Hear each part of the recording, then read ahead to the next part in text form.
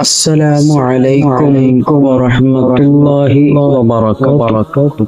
നമ്മൾ പലരും ചിലപ്പോൾ ചിന്തിച്ചിട്ടുണ്ടാകാം, എനിക്ക് എന്തുകൊണ്ടാണ് മറ്റുള്ളവരെ പോലെ വേഗത്തിൽ പഠിക്കാൻ കഴിയാത്തത്. ചില അക്ഷരങ്ങൾ തല തിരിഞ്ഞതുപോലെ തോന്നുന്നു, ചില വാക്കുകൾ ഓർമ്മയിൽ നിൽക്കുന്നില്ല. നിങ്ങൾ അറിയണം, ഇതിനർത്ഥം നിങ്ങൾ മിടുക്കനല്ല എന്നല്ല. നിങ്ങളുടെ തലച്ചോറ് ഒരു പ്രത്യേക രീതിയിൽ പ്രവർത്തിക്കുന്നു എന്ന് മാത്രമാണ് ഇതിനർത്ഥം.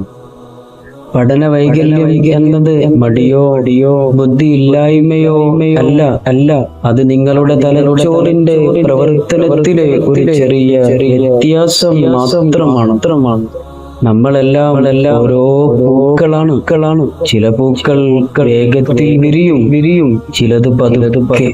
പക്ഷേ എല്ലാ പൂക്കൾക്കും അതിൻ്റെതായ സൗന്ദര്യമുണ്ട്. അതുപോലെ നിങ്ങൾക്കും ഉണ്ട് എന്നോർക്കുക. ലോകത്തെ ഏറ്റവും വലിയ കണ്ടുപിടുത്തക്കാരും കലാകാരന്മാരും ചിലപ്പോൾ പഠനത്തിൽ പിന്നോട്ട് പോയിട്ടുള്ളവരാണ്.